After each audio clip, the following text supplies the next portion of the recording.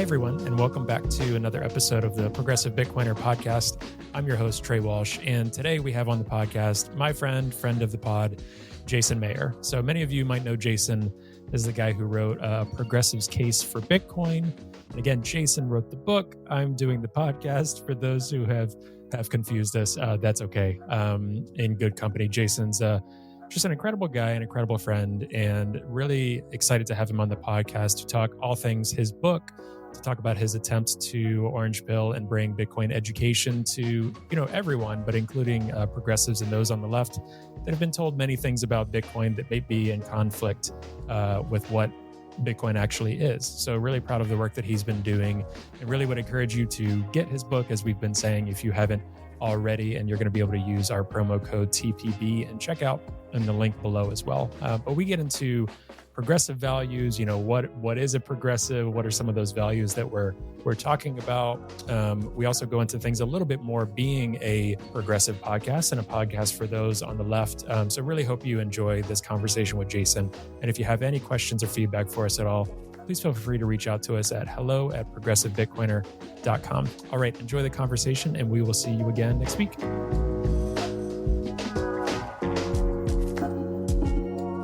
Hey, Jason, welcome back to the Progressive Bitcoiner podcast, because you were on once before, I believe. How are you? Yeah, thank you. Thank you for having me. Excited to be part of this reboot and to re-record with you now, Trey. Yeah. This is awesome. Yeah, I'm super excited. And, just this morning, I was listening recently to your conversation with Preston, which I thought was awesome. And one thing, too, I'm excited to do with you is, there's a lot of avenues. You're talking to a lot of Bitcoiners, you're talking to a lot of politicians, and I want to be able to nerd out with you a little bit, too. I'm hoping this episode will be and can be an episode that's for progressives, for those lefties in Bitcoin, for ideally, and hopefully, if we get the word out enough, for progressives that are really skeptical and hesitant about Bitcoin, and us both being in that camp to really flesh that out a little bit in this conversation. But I guess before we jump in too much, let me not make too many assumptions. Do you want to tell people who you are, what you're doing, a little bit about your background? Sure. So my name's Jason Maier. I am, my day job is that I'm a high school math teacher in Connecticut. Been doing that for a couple of decades, and really sort of built my career around teaching people and sort of finding a way to educate people who might be scared of the topic, right? Like high school math fits that category pretty well. And that seemed to be an obvious and natural segue into the Bitcoin world, because I really enjoyed teaching people or helping them understand Bitcoin. And so that background of teaching high school math for a living transitioned well. And I ended up writing a book called A Progressive's Case for Bitcoin, where I sort of outlined the fundamental arguments that make sense for somebody coming from a left of center viewpoint about why Bitcoin is valuable and powerful. And so, that book came out earlier this spring, and really just trying to spend my time as much as I can spreading the word about why Bitcoin is useful and important and should be studied and should be learned about. So that's the very, very quick background of who I am. And I've got the book here. Let me show it for our small but hopefully growing YouTube watchers. So one thing I'll say too, and if I've said it to you offline or here, I'll make sure to say it too. This book, I think, is incredible for many reasons. A lot of people talk about, it's really great because it targets a left audience. It's not really something that's we've had in Bitcoin before or yet, in terms of something so targeted like this in the space. It's similar to hopefully what we're trying to do through this podcast. But also I'll say, and want to highlight to people, you're a really smart guy. You talked recently publicly on Peter's podcast about you had also gone into a PhD program. Like you're a very well-intentioned, well-thought academic as well. And I think that really comes through in this book. Like you're talking about really, really complex things in a very simple way. There's some chapters and in the book where you start to nerd out a bit on certain things, just enough, I think, for people to pull in, or maybe there's some people that read it and they're like, I'm still a little bit confused, but then they can go off and research more if they want. So you're able to take really complex ideas, not just about Bitcoin for progressives or the politics, but some of the math involved with Bitcoin, the actual like what Bitcoin mining is, hashing, all of these complex things, and putting it into simple terms without, in my opinion, missing some really important things or skipping over things. So I think that's a great thing about the book as well, that anyone can appreciate regardless of where they're at on their Bitcoin journey. And I'm curious if you've gotten similar feedback on that. Well, thank you. Thank you for saying that. I think that the entire goal of the book and of me writing the book is to just really be able to reach an audience that doesn't know about Bitcoin yet and explain it in ways that they understand and that resonate with them. And the whole conceit of the book is that it approaches these topics from an avenue that people, they don't have to work through a barrier of like, oh, I don't agree with this political statement, or I don't agree with this piece of it, and then still learn about Bitcoin. Is just sort of like meant to be easy. So the idea that the book is easy to read and there's complicated topics that are, explained simply is the highest compliment I can get, I guess, because that's the goal of the book. And I do think that it's important to be able to understand, just the concepts and the sort of structural, how Bitcoin works on a structural level. And of course, there is abstraction and there's metaphors and there's ways to understand, how different pieces of this whole thing work. But I enjoy that. That's like I said before, right? That's my job, is to break down really complicated topics into bite-sized pieces. Keep people within the zone of proximal development so that they're pushing themselves a little bit, but not getting turned off and frustrated because they don't understand the material or what it is they're trying to learn. So, I really did try to, the voice you hear in the book and the writing is very authentic. It's not like I'm trying to be somebody that I'm not. It's really just sort of like, this is something that, I've come to understand and I think is really important. I want other people to understand it too. And the whole story behind my getting into Bitcoin was through a math and computer science background, right? Like, I'm a high school math teacher. I went to graduate school for pure mathematics. I was one step away from getting my PhD. Like, I was able to pick up some of the resources that are very technical and understand Bitcoin on that level first. That's what got me the conviction to really feel like Bitcoin is a powerful tool that's going to help the world and be a benefit to society.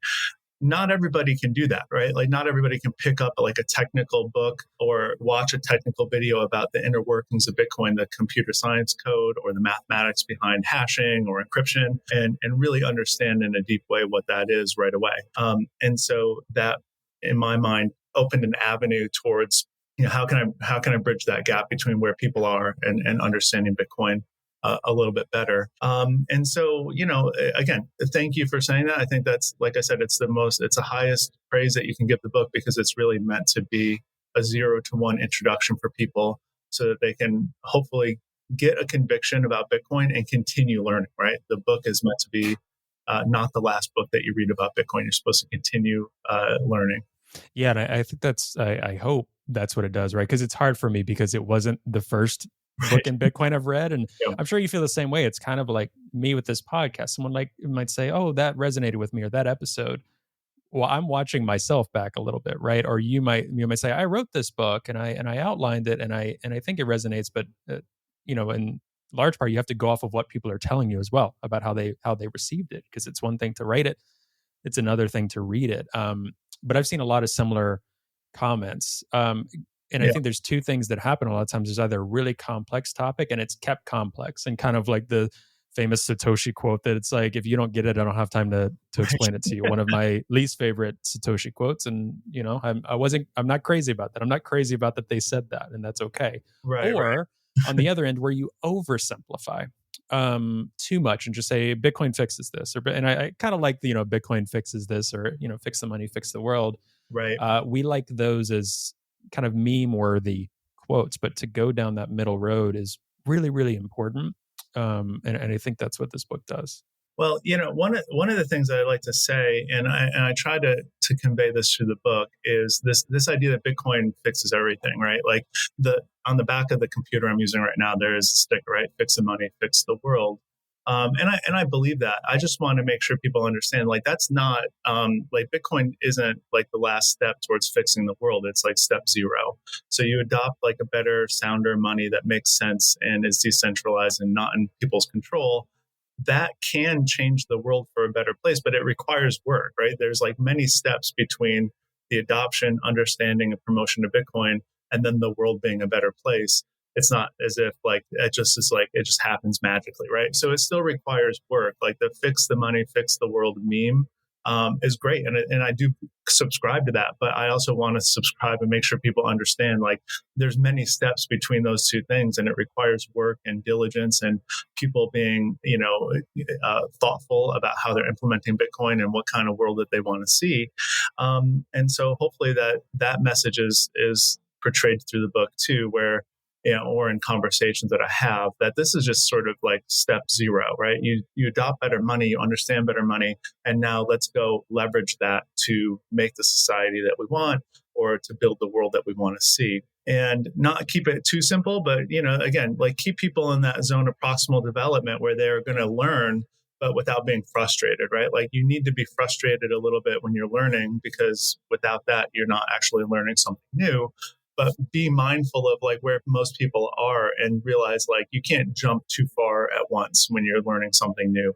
You need to sort of like do the incremental steps. And in this episode, we could have done an episode where it's 5 hours and you outline every chapter, right? My own personal style is to take a couple of points and explore a little further, explore something that I think would be beneficial to this audience. So again, look at the book, even just go on, Bitcoin Magazine's website, Amazon, see the outline of the book, right? See some of the topics that Jason talks about, because we don't have time to explore all of that in this. And that's why you should read the book. And also, Bitcoin is a systemic worldwide phenomenon, but also it is deeply individual. Like you said, you've got to explore it for yourself. You've got to use it. You have to explore it. You have to see what makes sense to you. And you've talked a lot about that. Each chapter is focused on a different topic in a way. Bitcoin might appeal to some progressives through flipping the narrative on its head for the environment and what they've heard about how terrible it is for the environment. Well, that's not necessarily the case, actually. So they can explore that, or certain topics around wealth inequality. But I think too, something that I try to focus on a lot is not only is whatever we do about like Bitcoin, about the money, the asset, the thing, it's also about the problems that Bitcoin exposes. And I think that's even a bigger orange pill in and of itself. Is some people, especially on the left, might not really care about money, might not know about money. And you've explained that. And that's something that I had to start learning as well on my Bitcoin journey, is like, what even is money? That's really, really important. But I think the bigger thing, the more compelling thing for me, is it exposed the things that exist in our world, that it doesn't have to be this way. These systems that are broken and that keep poor people poor, or keep certain nations the way that they're run and structured, and going through different dictators every 10, 15 years, this concept. So for you, I think maybe from a personal, like being a progressive, but also for progressives, what are some of the things that you think Bitcoin exposes for people to be aware of? Yeah, no, I think that that's a good point, right? And I've said before that the book is in a way equal parts like learn about Bitcoin, but also learn about the legacy financial system and the structures that already exist. Because, as you say, and not just progressives don't care about money. Like most people don't think about money in the definitional sense. Like, what is money? What makes good money? It's just something handed to us since birth, and we don't question or think about. Or maybe you might be able to find like a 4-year-old who's very skeptical and like, well, how does this work? Right? And like asking really deep questions, and parents can't answer those questions. So that's where we are with like most people, right? Like learning about what is money, what's monetary technology, how has it evolved over time, and just the simple fact that like money has evolved for thousands of years to be different things to different people in different circumstances, is almost enough to sort of get you thinking like, hey, like money isn't this fixed thing that the government says and it's green paper and like this is what it has to be. Like it can shift and evolve over time. So like, first and foremost, learning about Bitcoin means you're learning about what money is, as you say, right? That's super important and critical to understanding Bitcoin. And then also the legacy financial system. And one of the things that Bitcoin, that it does for me is it highlights the idea that like the problems that we see in society, and this is consistent like both left and right. Like we like people look at the world and we see how it's run and we see what's happening.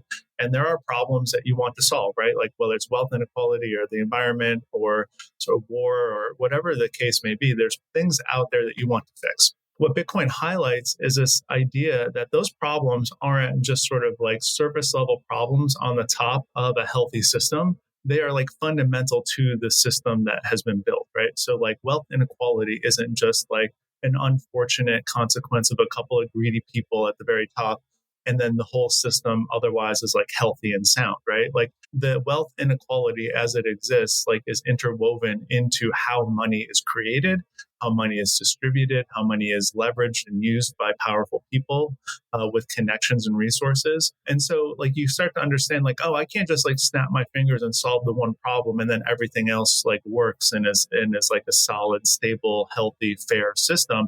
The whole system is unfair and biased and rigged against most people. And you really, there's no way to like undo it in a way that you just get like, take only the bad parts out, right? And so you start to question, how is the world that we're looking at constructed and designed and favors certain types of people? And you start to question not just the problem, but then the solution, right? And you do that through a Bitcoin lens.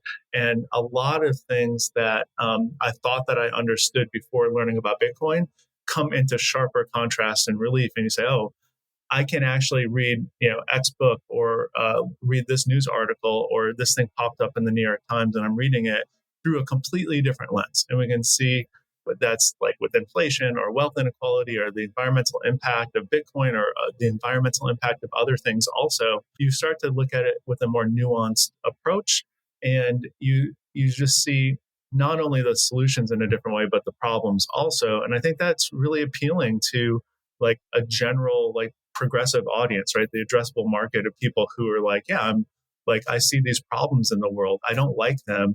And I've been told like these are the solutions, but yet the political process isn't solving anything. Like these problems still exist. How can we sort of flip the script and look at totally new solutions, totally new systems?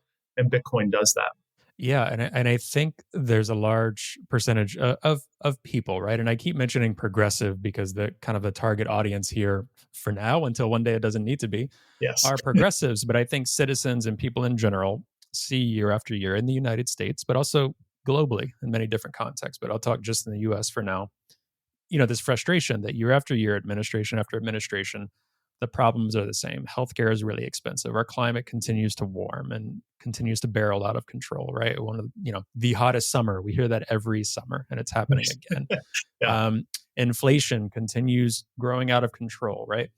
And I think one of my frustrations with the Democratic Party as it is today, but for a while, regardless of who is in there, right? From Biden to Bernie to everyone else, is almost what seems like kind of throwing your hands in the air with the system, saying, this is the system we got, so we're going to do these Band-Aid fixes. And what I mean by that is just this morning, I was curious, it's been a little while. I went on Bernie's website, and one of the biggest things, especially from his socialist leaning campaign, is saying, how are they going to pay for everything, right? That's a big question they get all the time.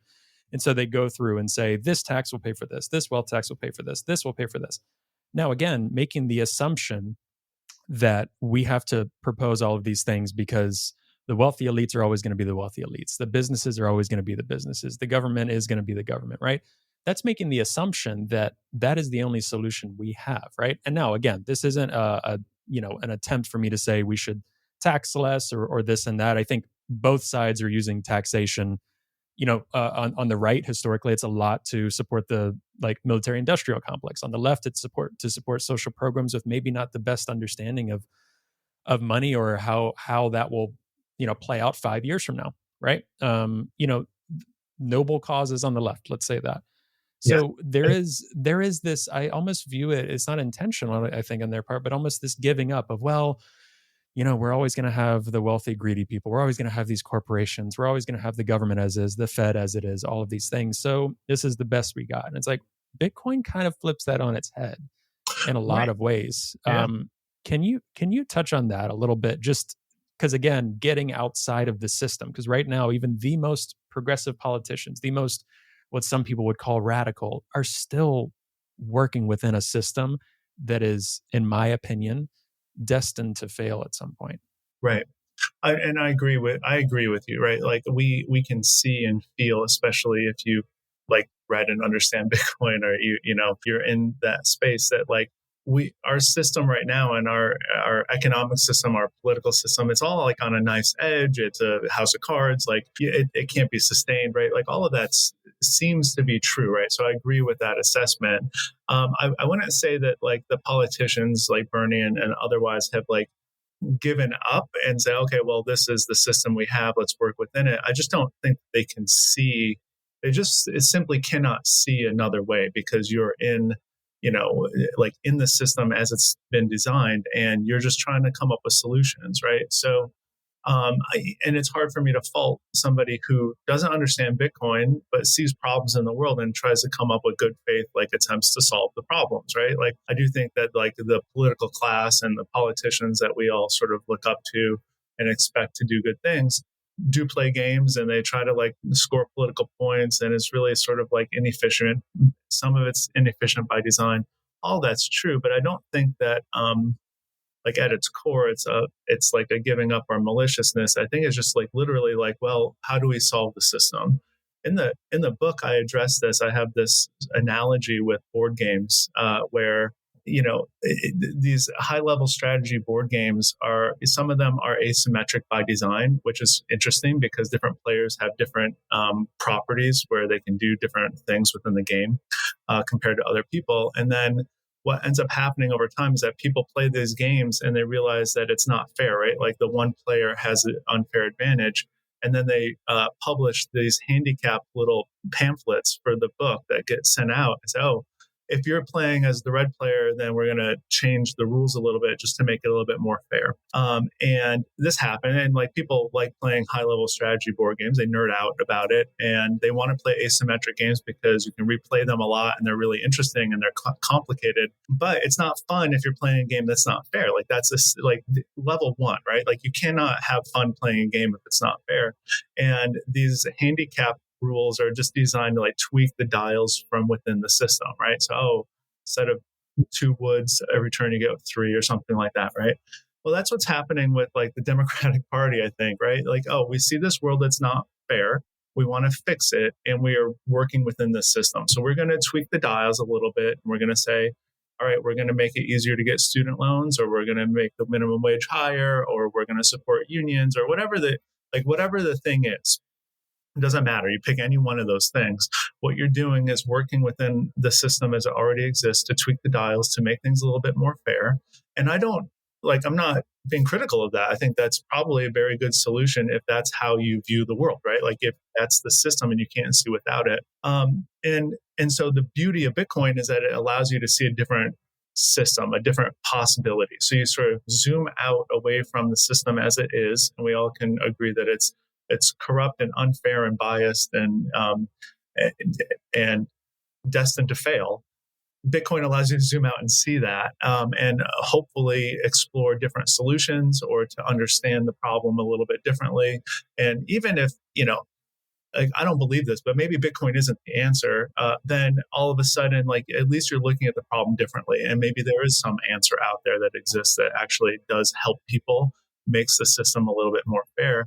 And, what's wrong with exploring different ways of viewing the world? I think it's great. Hi, everyone. Hope you're enjoying the episode. Today's episode is brought to you by Bitbox. Now, Bitbox is a hardware wallet that's open source, incredibly secure and easy to use, and it's what I'm using to safely secure my Bitcoin in cold storage. Now, I know self-custodying Bitcoin can really be intimidating, but Bitbox is designed for ease of use without compromising on security. It's USB-C compatible and allows you to easily back up and restore your private keys with a micro SD card, which is really cool. Now, you can purchase the Bitbox using the promo code TPB at the link found in the show notes for 5% off your purchase. And I really want to thank Bitbox for their support of the podcast, and I'm really excited about this new partnership. All right, I'll let you get back to the episode now. Yeah, and for me, that's kind of where I try to start with people, because if someone doesn't, if they're just living their life, they're, especially in the US, they make a middle class income, they're doing okay. It might be a little tight sometimes. In general, there isn't the in your face hyperinflation, they're fleeing a repressive regime, all of these other things that makes holding like government money very dangerous a lot of times. A lot of times what I like to start with, they're like, okay, they hear Bitcoin and they're like, a crypto thing? What do you like? Yeah, I see it on my Robinhood account, but really? Like, okay, that's okay, whatever.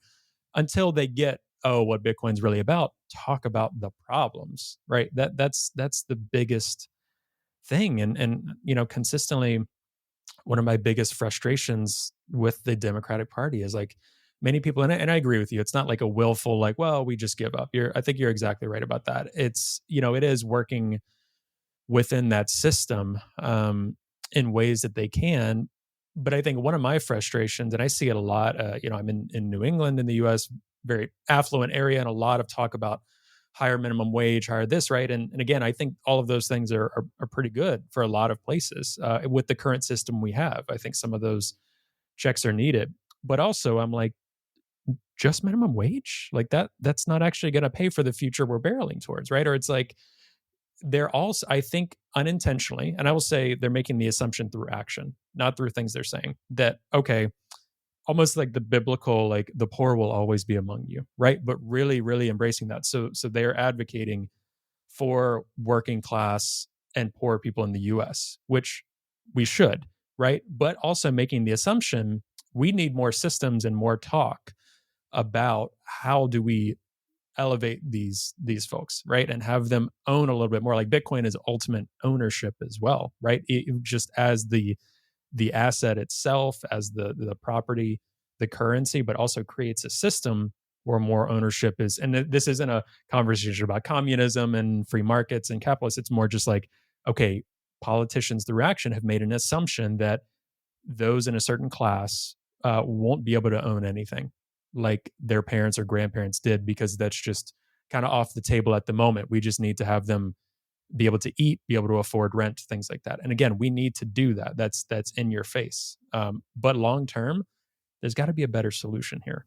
Well, one would hope, right? And I think that this gets into like how are politicians incentivized, right? Like, the one thing that and I'll say, like, I'm a progressive liberal person, and always have been through my adult life. I'm not a registered Democrat, like like because Me have neither anymore. well, I mean, yeah, and I never have been, but I've always been sort of skeptical of the two-party system. I'm skeptical of like Democrats as like this sort of corporate entity that like is not actually trying to help people. Like I'm skeptical of that stuff. Now, who do I vote for? I vote for Democrats because those are the people who most align with my worldview and can have the best chance of beating the people that don't align with my worldview in elections.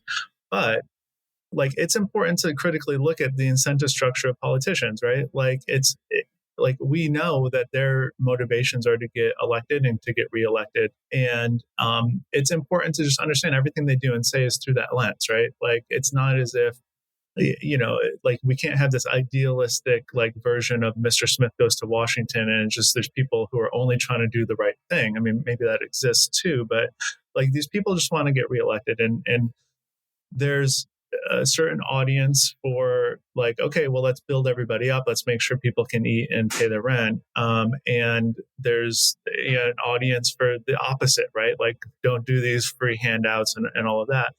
Almost nobody on either side is thinking of like the second and third order effects, right? It is primarily like, I have an election coming up in 2 to 4 years. I want to get my name on legislation. I want to be able to say that I help people or reduce taxes or do, X, Y, or Z. And, unfortunately, this is a highly skeptical thing. Like the people in power right now, I mean, are more motivated by being able to say they did something than actually do like the effective thing and think through like, what are the second and third order effects of this action, right? Like, I think that Bitcoin offers a chance to like step out of the system, because I just don't think that the political system as it's constructed right now, which has perpetuated a lot of the problems that we see, is able to fix the problems that we see. So I think that the hope, of course, is that we'll be able to step outside of that system because, again, this is sort of tangential to the point you're making. But the people in power right now are not necessarily motivated to fix anything. They're motivated to talk about fixing it, and they're motivated to take like highly visible action so they can point to that. But I'm not convinced that the people in power are necessarily motivated by fixing things. I wish they were, but I don't believe that. So. Yeah. And my hope too, and many in the community of those that get Bitcoin, advocate for it, all of these things, my hope is that one of the main reasons we're here is not Bitcoin or like, oh, try to get rich and things like this. It's more like we've seen a problem and think there's a better alternative for human flourishing that's good for people, especially people that have not benefited from the current system, right? So that's a very progressive left message. Yes, So and not necessarily like it's not about the Democratic Party, right? It's about like progressive left ideals and the principles behind them. So I think that's an important distinction.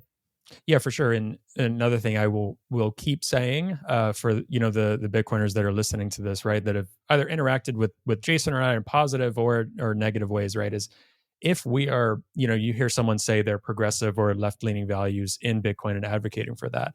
Again, if we're in Bitcoin, we're probably a little skeptical of the political system as it is, or the system in general. So I do want people to understand that as well. When they hear progressive, they might have an idea of what progressive is, just like someone can have a unfair idea of what a conservative is, or different times, things like that. But saying progressive means left, means value based, not Elizabeth Warren or Joe Biden or a political party necessarily.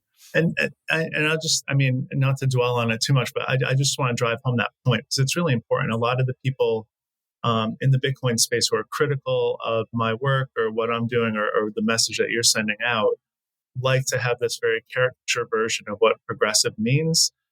It's just full on socialist communist. Like it's very one dimensional, right?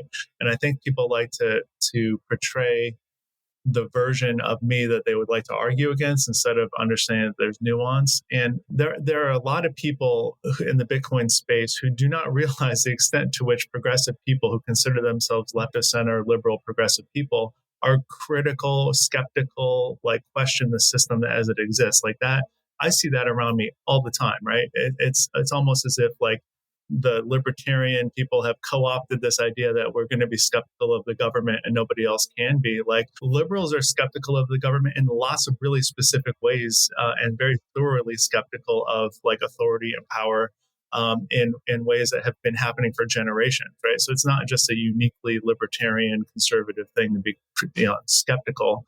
Some of the solutions and some of the ideals don't necessarily match up, but like that exists. There are people who are skeptical of the government or of power or of authority in really like in my view, like positive ways. And I think that part is totally missed by these caricatures, right? This one dimensional, like, oh, you're calling yourself progressive, and this is what my echo chamber has told me that means. And now it's easier for me to argue or dismiss you because you obviously believe this list of things. Instead of looking at the nuance of it. And I just like you said, I've encouraged people listening to this who don't necessarily align with progressive values to at least understand that there's more dimensionality, there's more nuance to it than that caricature version of it. Mm-hmm. And everyone brings in their own politics, their own lived experience. And again, just trying to extend that grace, every individual. That's why you were intentional about saying a progressive's case for Bitcoin, like a one progressive, right? Not like this is the view of progressives. If you're progressive in Bitcoin, this is what you say. But also your book is general enough that I think most people on the left or progressives would resonate with a lot of the themes you're talking about, right? Without getting into specific policies, who's going to pay for what, how should we order ourselves in society, all of those things.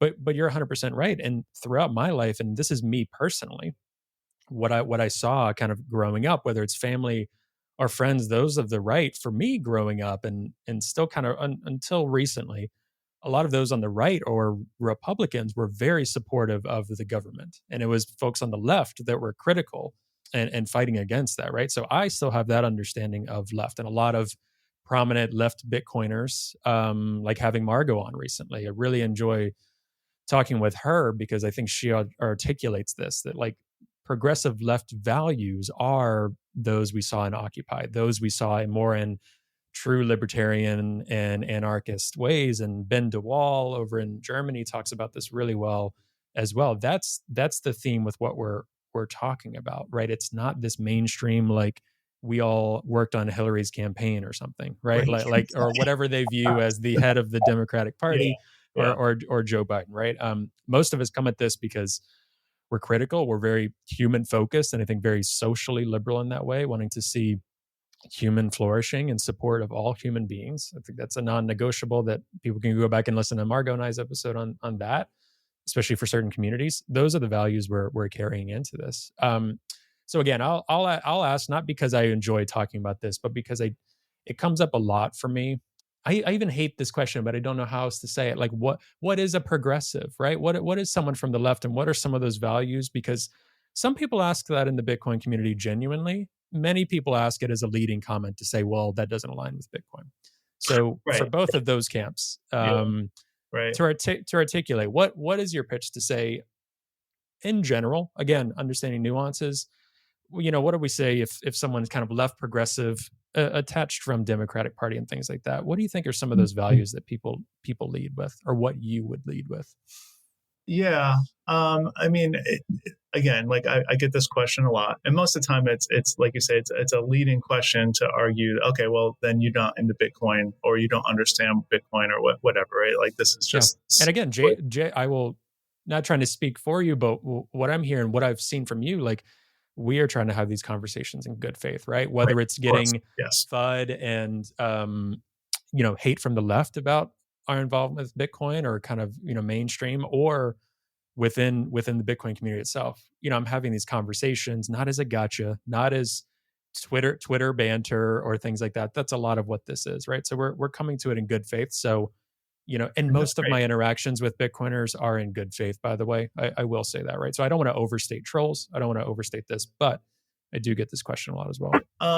And I'll say, there's, we have examples of like sound money and like good monetary technology throughout history. And it's not as if you go back in time to a time where we were operating on like a functional gold standard, or, other moments and places in history, that there was only like a one side of the political spectrum, right? Like you can have like a variety of political thoughts and ideals and like how to apply them to society.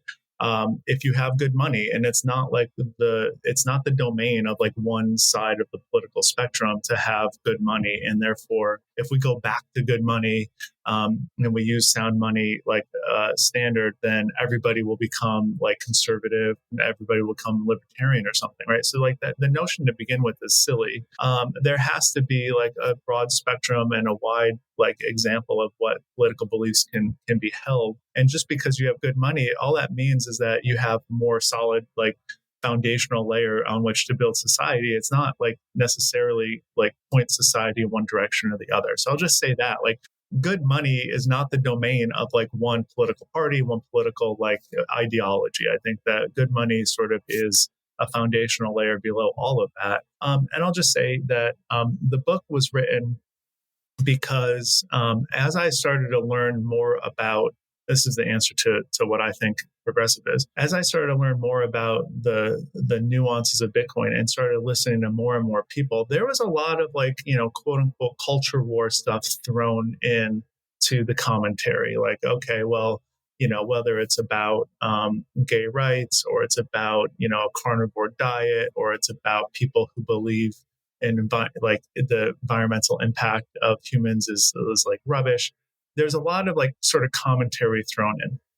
And I know like you in particular, and me, of course, like anytime we open our mouths, it's like, well, don't do the culture war stuff, right? Mm-hmm. But yet it's don't make Bitcoin political. Yeah, exactly. But it's happening already, right? Like the book that I wrote is a response to that, right? So like you can't expect somebody to understand a really difficult, complicated topic if they are made personally to feel uncomfortable about their beliefs by the people trying to teach them, right? Like you can't teach people about Bitcoin and say, well, this whole thing about, gay marriage, or about eating a vegan diet, or about like electric cars are stupid, whatever. Like you pick the topic and you're turning people off, and they're not going to want to learn about Bitcoin if that's their first introduction to like what a Bitcoiner is. And so I'm not trying to replace those people, and I'm not trying to point the dialogue about Bitcoin in the opposite direction. All I'm trying to do is offer an alternative to say you can talk about these things in a different way, because they're like, the idea that there's these political, like, quote unquote culture war issues that doesn't affect the Bitcoin protocol. Like, there are people who believe the opposite from you and still can appreciate the beauty and power of Bitcoin.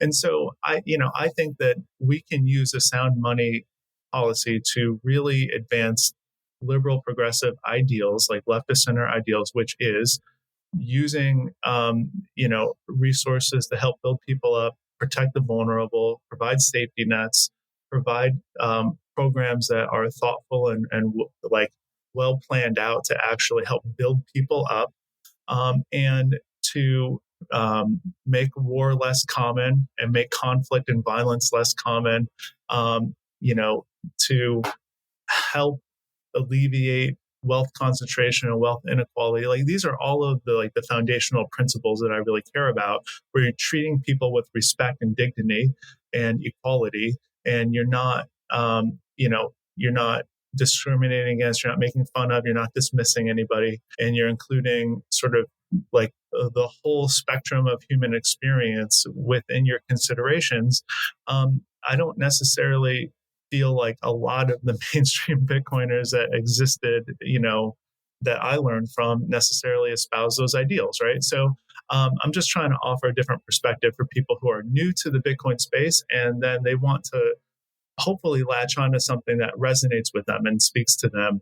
And so that's the hope. So, it's a very high level definition of progressive. Like, it doesn't get into the nitty gritty, but like, I'm not against like government, quote unquote, as a representation of our society that we live in, like trying to make sure that the people that we live around are secured and taken care of and like protected in those ways. So like, those are progressive ideals. Those are like that has connections to policy that exist now.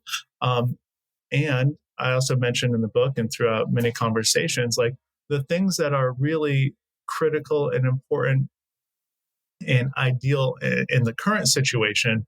We have these fiat caused problems, and the solutions to them are, as we were saying before, are within the system.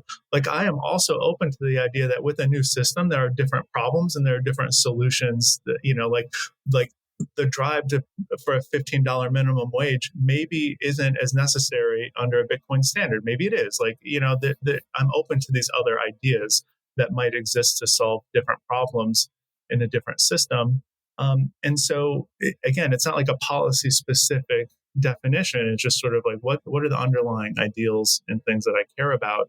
And I know that there are other people that care about those same things too, because I talk to them, right? Like, I'm with them in person. And that's, I think that's a great introduction to Bitcoin. Like, hey, you see these problems in the world. Let's look at those problems differently. Let's look at the solutions differently. Yeah. And I think, again, it's values driven. It's speaking the same language. So, and I think you've articulated that so many times, and people who still refute you on that are just trying to create conflict, because you've said in almost every interview or every interaction, you are a teacher and educator. Your whole point is to try to educate people and speak to them in a language they can understand, not compromise on any values within Bitcoin. And again, that's a tricky subject, because you're right, it's a protocol, right? People are going to put values on it based on their own political or cultural or religious persuasions. And I think what you're trying to do very clearly is, again, speak to progressives in their own language, something you identify with as well, because that's the best way. And I think the only way we're going to get to mass adoption is if we talk to people in their own language, so then we can try to remove political or cultural context from it the best we can, to say this is actually what it is. It's not what you may have been led to think so far. And the beauty of Bitcoin is that in an ideal sense, and maybe in the long term, it transcends these political ideologies completely, right? And I think that we know that that's the goal. But you cannot get people on board if they already see themselves in these categories and in these buckets. You're not going to get them on board to transcend that if they're already, like, if they feel stuck isn't the right word, but they feel comfortable in that role. They feel comfortable in the sense that I am a Democrat or I'm a progressive and I believe in these things. If you don't speak to them in that way, they can't get on board like the Bitcoin lifeboat and then transcend the politics because they're still stuck in it. So I think hopefully, like you said, like one day, the book isn't needed anymore, and it's just silly to talk about politics within Bitcoin at all. Maybe we reach that point, that would be awesome. But I think that the idea that like you or I are introducing politics into Bitcoin and it didn't exist before is just like objectively silly, right? Like it already is there, and just because you agree with the politics people are sort of spitting out doesn't mean that like they're not being political about Bitcoin on this social layer above the protocol. They already are. It's only when you hear something you disagree with that you're like, oh, let's not make Bitcoin political. But the truth is, it already has become there's a political layer on top of the protocol already.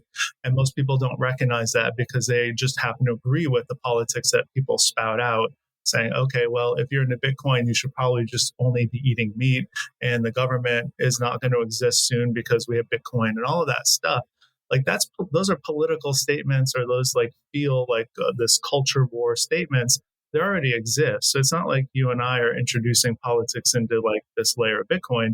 It's already there. It's just pretty jarring when people hear stuff they don't agree with, right? And so I just say like it's the hope, the aspiration is that Bitcoin becomes a tool, and it doesn't make sense to talk about it in any political sense. And we are not there yet. There's a lot of people who are comfortable in their silos and in their categories. And if we want to transcend that, we have to get them onto Bitcoin first, and then we transcend the politics. I don't think it works the other way. Yeah, and I think that's one of the most positive element is some in the Bitcoin community. I think we need to continue working on this. It truly is a way to transcend that, right? You start thinking a lot less in left and right. Again, not changing values. Like I think people have asked you the same question people ask me, are you less liberal now? Are you less? No, I understand money better, but I still, a lot of those values are still very much so with me. I might have more understanding. Also, I grew up in a conservative environment, so I understand that and already have sympathy for that camp. But again, I want those in the Bitcoin community to be honest with themselves. When you look up Bitcoin or type in Bitcoin into Twitter, a lot of what you still see is a lot of things rooted in Judeo-Christian, culture and religion. You see a lot of attacks on the trans community, attacks on the gay community, and those are non-negotiables for me personally. I would rather vote for someone that's going to protect and uphold those rights than for someone who says they like Bitcoin. And I think a lot in the community are not being honest about what you just said, where it's like their preference is something different than that, right? But can we have open conversations about people are still seeing a lot of things that have nothing to do with Bitcoin? I just want to come in and say, hey, if you're a big prominent Bitcoiner and you're spending most, if not all of your time talking about culture war stuff, you need to ask yourself, do you care more about Bitcoin's mass adoption? Those are fine. Those are other arguments we can have. And a lot of those arguments I just won't have because it's like, oh, okay, I'm just different than that. That's just not my values, or I'm not religious in that way or whatever. That's a separate conversation. And a lot of it is social media. So if Bitcoin is a different system, Bitcoiners, I think a lot understand that and try to also live differently. It can truly create a more harmonious relationship with each other, and I've experienced that with many Bitcoiners. But some are still engaging in their own words. What I'll say is very fiat behavior, very culture war engagement behavior, and I think we're better than that. And I'm saying that now. If someone's listening and they're like, "What are you talking about?" They will find out very quickly. But most listening know what I'm talking about. And yeah, and I think that again, like the hope is to transcend that, but don't be fooled into thinking that like the Bitcoin community as it exists today, or 6 months ago, even, or a year ago, it exists in a politically neutral landscape, right? For a lot of people, it just existed in a way that was political, in a way that they agreed with. So it was, they didn't notice it. And we're not trying to do anything different or eliminate or replace that that segment of the Bitcoin community or the culture around Bitcoin. I just think it's important that people who are new to Bitcoin, who are like we're talking about the next wave of adoption, have resources out there, whether that's your podcast or my book or the interviews with, tons, a growing number of progressive Bitcoiners who are very prominent. There are resources out there so people feel comfortable and at home, and they see how Bitcoin solves problems that they see in their life in a way that makes them feel included and welcomed. I think that we're doing, that has to be a valuable use of my time and your time. And so I'm grateful for the opportunity to do it. And my hope too is that people will be able to find a lot of that on this podcast. I've had multiple different things already of people saying you should talk about this more. It should be more progressive, or it should be less progressive, or thing already. And we're only like three new episodes in, 3 or 4.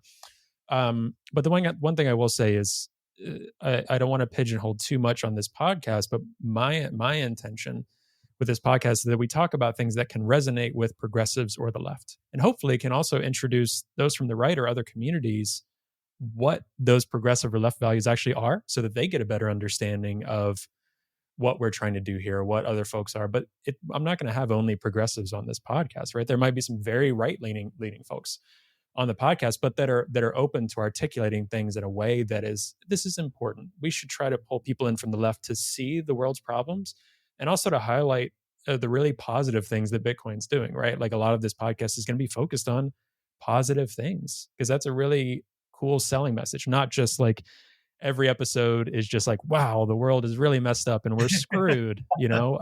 Sometimes it's hard to avoid that. You can feel that on different times, but some people are going to get, for their political leanings, they might understand and get something out of Bitcoin in a different way listening to Robert Breedlove's podcast. And that's okay. That's okay, right? Or I might disagree with certain things, but this one I hope can be a space for those that typically might not go out of their way to listen to other folks, or might be turned off by certain things, to gain something of value. Same thing with people who are reading your book, obviously. Yeah, absolutely. Yeah. One thing too I want to talk about, I think it's one of the harder things for progressives to reconcile and talk about in Bitcoin. And I'm not asking this question thinking there's a good answer for it yet, or if ever there will be. But, talking about inequity and inequality in the world, I think, is a very important thing for progressives and those on the left. And I think for most people, right, it just might be different ways to combat that. I would say, and you've been honest about this, like, Bitcoin isn't a magic bullet for these things, or doesn't fix a lot of these things. How do you talk to progressives about wealth inequality and what Bitcoin, or this kind of worldview change, what are some of the ways we might be able to address that as compared to what is clearly failing in the current system? Right. And first of all, I'll say, this idea of wealth inequality and wealth concentration is of critical importance, right? Like, I think that people on the left are told this, or they believe it, or it's deep within them, that they understand, having insanely, you can't even comprehend, wealthy people, and then people who can't feed themselves in America is a problem. And not just in the moral, I want everybody to have food in their mouth kind of problem. It's like the structure and stability of society kind of problem, right? It is how it's like a measure of how secure and flourishing we are. And if all of the technological advancements and the efficiencies for the last 50 years have just flown to the top, and people don't have jobs, or they can't feed themselves, or they can't find a job that pays enough to feed their family, those are structural problems that exist in society, right? And so it's first of all, it's super important. And it's not just something that liberals talk about because they hate rich people. This is actually foundational to a healthy, functioning country, nation, world, society.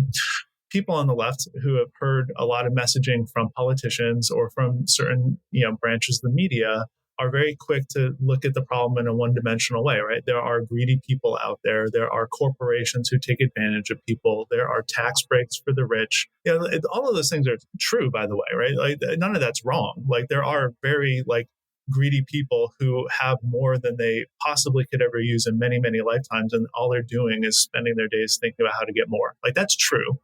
There are corporations who take advantage of their employees and try to increase profit margins at the expense of human flourishing and comfort and just humanity. That's also true. I think that what I like the message I would like to get out there is that it's not just a problem on top of a healthy system. It's not just like those things that I mentioned. And if we fix those things, then the problem of wealth inequality goes away. It is foundational and interwoven into the system as it exists. So to better understand how money is created, who is advantaged by the creation of money, what does that process look like, and how our current fiat system that we've had for the last 50 to 100 years is like that inequality is inevitable in a way, right? Like it's baked into the rules of the system. So if you really want to address it at a root cause, sure, there are these symptoms of wealthy individuals or powerful corporations or all of these other things. But those I would think of as, instead of like that's the problem, that's the symptom of the problem. And to dig deeper into the monetary system, the legacy financial system, and see how those inequalities are made, created, and perpetuated in a way that's like foundational to the system itself. And so a better understanding Bitcoin can help give you a lens into that, right? Because you can understand like the way that Bitcoin is decentralized and distributed, and the money is created on a algorithmic issuance schedule. Like all of that transparency and and that level playing field, all of that is like the ideal. And what we have in comparison right now is horribly inadequate if your goal is like an equitable system that values work and values humans. Like you cannot get that with the system we have. At least, I haven't seen an example. I don't see a path towards that without changing what the system is. So I think that would be the message. Not only it's important, and also it's foundational to the system. It's interwoven into the structure. It's not just a problem that you can solve on top of a healthy system. Yeah. Like we have again, coined by many, many different people, but the 99% versus the 1%. There's more than even 1%, but we'll focus on the uber wealthy 1%. At a click of a button, right? That's how they generate wealth, through a public system that is government stamped, like public company, right? SEC oversight. We're going to protect people through this, right? They actually don't even click the button. Someone else clicks the button to buy more shares for them. So these people literally do not work, do not provide anything, right? Maybe the companies and the founders originally created this wealth that exists, right? So I think that's something I want to hit home to people as well, as this system is not based on what you're saying. Fairness and wealth, and Wall Street, these individuals, the Fed, whoever, has way, way too much power without any say or any checks on that. Bitcoin is a check just in and of itself, right? And I think it's a little cheat code. Like if people have some Bitcoin today, me personally, I think 10 years from now, they'll be very surprised and be in a better place to feel like, I don't have to necessarily work these 3 jobs right now and be in really dangerous situations that the last system put them under, right? It's like, it's the cheat code. It's an ability to mock those individuals and say, all right, you guys stick with that. I'm going to go over here and do this Bitcoin thing and watch that other system kind of fade away. Right. And I think that the idea that, the system as it exists right now can only exist if we convince like a large portion of the populace that like we live in a meritocracy where if you work hard and you're smart and you have good ideas, then you'll be successful. And while that is true in a small minority of cases, like you and I both know, like that's not actually how the world works, right? The people who actually have the most are not the ones who are like working really hard or adding to, society in these really tangible ways. It's the people who have the connections and who can press a button and make more money and all of this stuff that you just mentioned. It relies on this myth of this meritocracy, whereas like, oh, your income is just proportional to the contributions you give to society. That's not true. Like it just isn't. And again, like maybe there are some exceptions out there, but that proves the rule. Like most people who are really struggling and working, like, there's people working 3 jobs and doing really important, critical things to like the functioning of society, who are like breaking their back and working day in and day out. Like those people are struggling right now. And those are the people who we should be protecting, or at least providing, if not protecting, providing a system that's actually fair, right? Not just one that we're going to tell you is fair. So you keep working that really hard job because we need like sewers to work and we need garbage to be picked up. Otherwise, society crumbles. We need you to keep doing that. So we're going to tell you this version, this story, like, oh, we live in a meritocracy, and Jeff Bezos deserves everything he has because he worked really hard.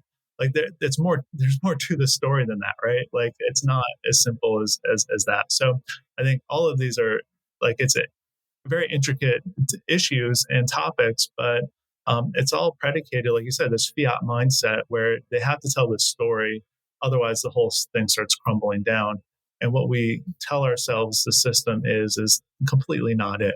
And I think more people, the left in general, I even have like this random thought yesterday. And again, it's something I've known for a while, but just even the thought of like, wow, like Bitcoin is something you can actually own if you manage your private keys, which again, we'll have more conversations around this as well, and present more resources to folks to just understand that technical component as well, not just the cultural political stuff Yes. in Bitcoin, but it's one of the few things you can own as well.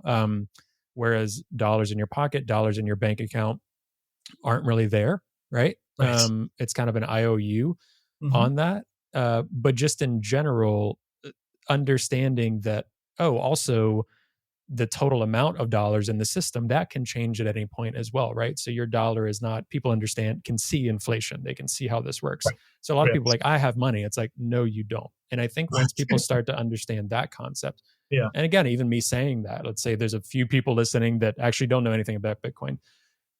Me, saying that, people listening, I would have said the same thing, been like, oh my gosh, this is kind of just like kooky, like, oh, really out there stuff. And trying to present it in a way of like, no, it's just for the longest time in human history, arguably until about the Civil War, money and medium of exchange was something you really owned, right? It was gold, Yes. it was precious metals, it was these things like you feel like the books on my bookshelf. I feel like those, I own those. Those are Yes. physical things, right? Or if you own your house, it's also kind of complicated, Right. can Yeah. be a little tricky as well.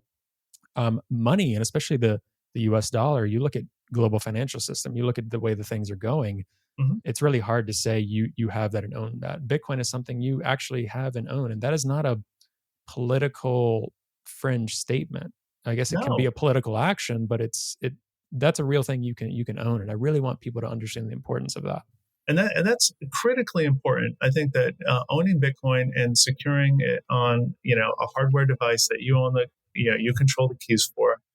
The day that I did that, I remember that feeling, like of having something that I owned and controlled and was responsible for, that nobody could take from me no matter what. Like that's an amazing feeling, and it's totally different way of thinking about money. So for the new listeners out there who are oh, it's a kooky, like weird conspiracy theory or whatever, like it's true. Like the dollars in your bank account are not real. They are ones and zeros in a computer somewhere.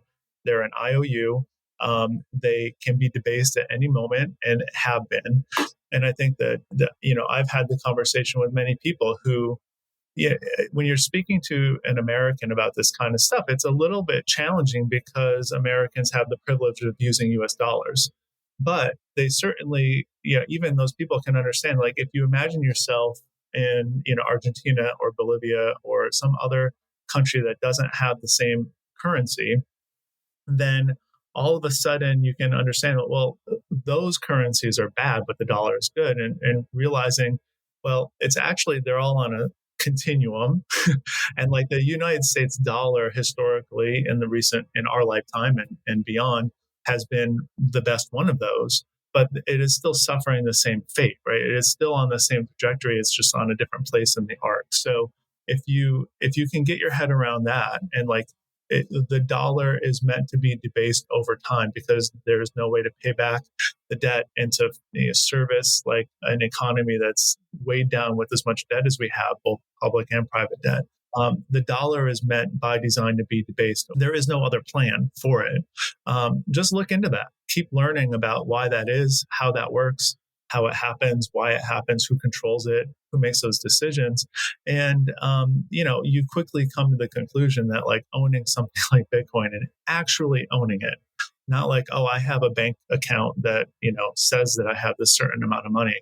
like actually owning real money for the first time was a powerful moment for me.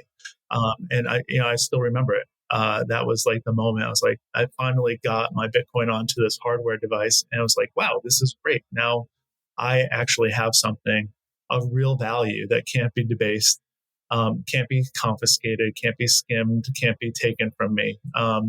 So that's I wish that for everybody. So if you're listening to this, I hope that you get to that point in your Bitcoin journey sooner rather than later, because like you said, it's a cheat code for the next, the rest of your life. If you do it properly and you learn about it, it's going to make your life better.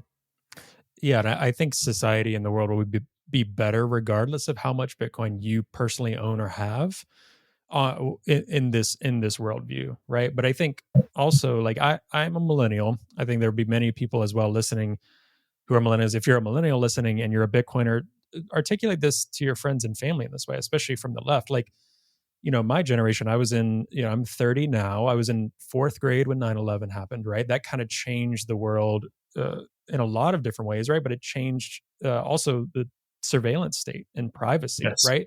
That kind of went away in a lot of areas, completely out the window with that complete overreach in those events, right? 2008, great financial crisis. We saw banks get bailed out by a Democratic president, right? Again, because the problems were immediate and it was a band-aid solution, or else the economy and many people would have bled out even more than they already did, right? So any individual would have done the same thing that Obama did, right? This was all leading to this point, right? But millennials, I think, are primed. I think everyone can understand this, but millennials are primed to understand, just as maybe people did during Vietnam, in this era of just questioning, saying like, man, these things keep happening, right? I think they're primed to understand Bitcoin in a new way. And yeah, I think I have that a line in my book, right, of saying, okay, this is obviously some issue or some problem is an indication that the system is broken, and who knows how many more of those will exist between me writing it and you reading the sentence, right? Like, yeah, we're not going to stop having problems, and we're not going to stop having like emergencies that are created by the central bank or by the government or by inside the financial system, and just keep watching, right? See who they bail out, see how they operate, see how they deal with the problem. It's all band-aid fixes because the real solution's just too painful and not politically viable and all of those things, right? So just keep watching. And if you're a millennial, or even if you're a little bit older like me, like you're like, 9/11 happened for me when I was coming into my adulthood, right? And I can tell you, as somebody who was, an adult in that space, like it was a scary time. And it makes complete sense that people were willing to forego their civil liberties and their privacy and all of the things that sort of went away at that moment because people were afraid.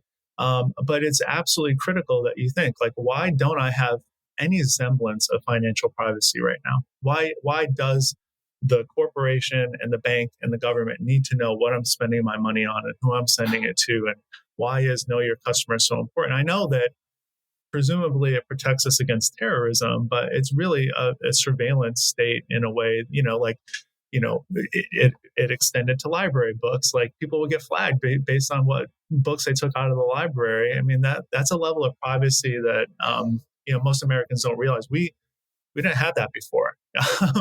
And so like Bitcoin is like one sort of like lens to view all of that through. But having more individual responsibility, having more privacy, having the ability to transact in a way that is peer-to-peer.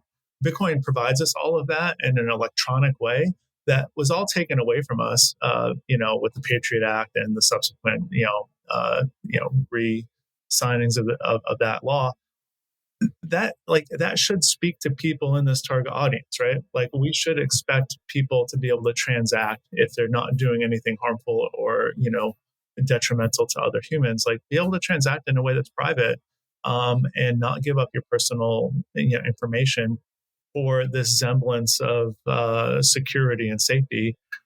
So yeah, I think that the whole message speaks to lots of people. I think your point is that if you're a millennial, like your whole life has been problem after problem, and like, oh, here's the here's the band-aid solution that's an overreaction from the government or from big banks or whatever. Like it should really speak to that generation really well, but it speaks to everybody, right? Like I think we can all see that, and there are problems, and even within the system, how it's constructed, there has to be a better way. There has to be a better way for me to send you a fraction of a cent without anybody knowing about it, because that's what good money does. And within the legacy financial system, there isn't that ability to do that. And now with Bitcoin, there is. At the worst case, you can be censored, or your bank account can be shut down, or you can, if that government or whoever doesn't like what you're doing, right?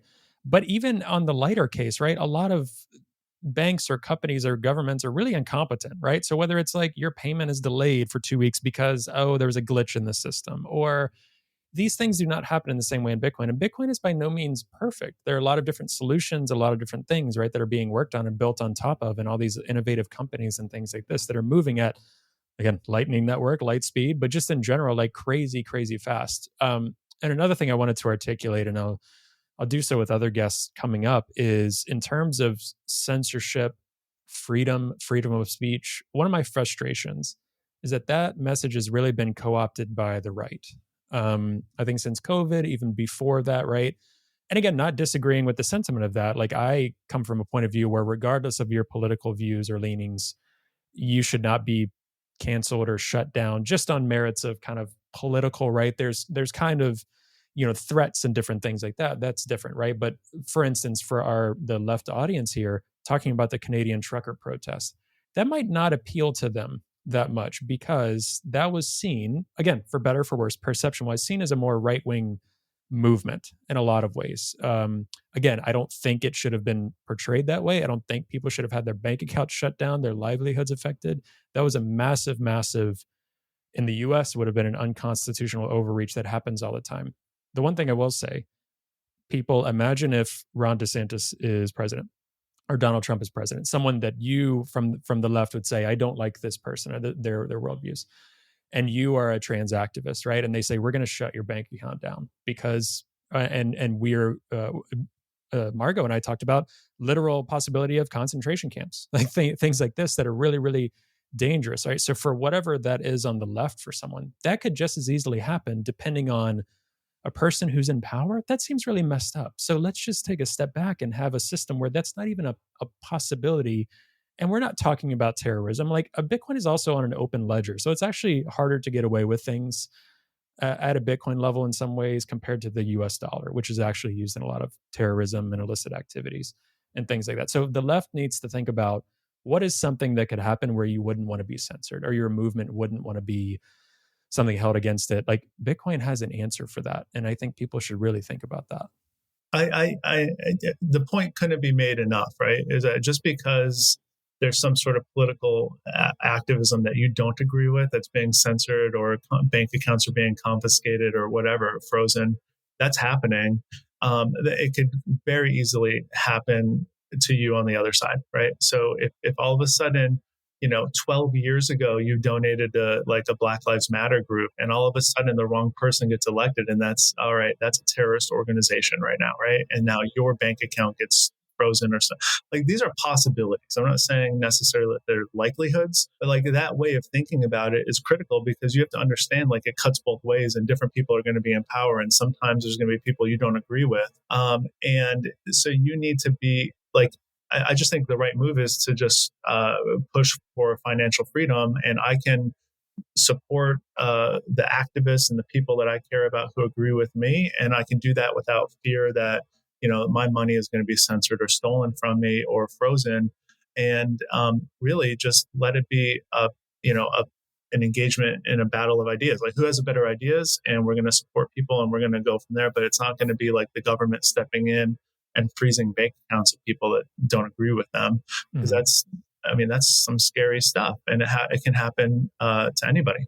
Man, we could keep this conversation going a lot longer, and we'll do it again in many different ways and areas. But to wrap up here, Jason, what is life looking like for you these days? So I know you've talked about it many times on podcasts, but you're currently on a sabbatical. So you'll be on a sabbatical for an academic year, right? And so what are some things you're looking forward to, or what are some things you're gonna do to keep busy this year? I get a year off from my day job, which is absolutely phenomenal. I mean, it's such a gift to be able to essentially promote the book and promote Bitcoin. So, my goal is to have as many conversations like this as I can, go around to my local community and, whether that's libraries or locally owned business, bookstores and things like that, talk about the book, talk about Bitcoin, educate people who want to be educated, and just continue to engage with the Bitcoin community. But ideally, just expand the reach and get people who never would have thought about Bitcoin or think that they can just sort of dismiss it and will go away, give them an avenue to start learning. So the goal for the year is just to get in front of as many people as I can and help them learn about Bitcoin. And whether that's just sort of the basics or through specifically a political progressive lens, like either way, depending on the audience, like I'm here for it. I'll be doing a little bit of traveling around, but a lot of local work within my community to do that, and then a lot of conversations like this. So, if you're listening out there and you want to talk to me or you want to engage me in some project, I'm have availability and the interest to just help push the message and get out there and do the work. Awesome, and I'll make sure that is all in the show notes, as well as Jason's book, which I've talked about a million times, and Jason has too. But if you want copies, if you need copies, we've got a promo link. You can get 10% off if you use that in the show notes as well. But get it, read it, send it to people you love and care about who might be interested in it, even if you're not sure. It couldn't hurt to get it out in their hands. So, and I'll make sure, Jason, can you remind people your website as well to find out what you're up to and where to go? Yep. So Twitter handle is Jason Maier. So you can find me on Twitter. And then the website, if you want to learn more about the book and buy the book, you can go to bitcoinprogressive.com. But I do encourage you to use Trey's link and get 10% off. I think that's great. And just like I said, a lot of people have reached out to me. And I mean, it's been overwhelming and humbling to just the amount of people who've reached out to me to say that they've enjoyed the book and are passing it along or buying copies for people that they love and care about. That's the intention of the book, right? Help educate people who aren't into Bitcoin yet. So I'm just, like I said, humbled and honored that people would consider this as a resource for their loved ones. And I encourage you to consider it in that light. Yeah, that's awesome. And even if someone isn't on the left or something like that, I think, Jason, what you're doing is, very, very authentic and very, very noble in your intentions. And just, again, I think you said this recently on a podcast. Wait, I jotted it down. Oh yeah, you mentioned, your point is in educating people and educating voters, not trying to win over a politician or trying to fight someone. Like your approach, you're like, from day one, you're like, I'm a teacher and that's what I'm going to do. And I think that's a very warm, nice way to interact with people. We've got some people that are the fighters. We've got, everyone we need various different types of people, I think, in this space or in any cause. But yours is like, I'm an educator, and that's how you approach it. And I think people receive that really well, regardless of their political views. So thank you for that. I really point to you as, it's like, hey, be like Jason, be like Jason, interact with people in a kind way like Jason. And I think that'll bode well for Bitcoin or for whatever you're pursuing, right? To make life better. Yeah. Let's hope so. All right. Thank you, Jason. We'll do this again soon sometime. Take care. Thank you, Trey.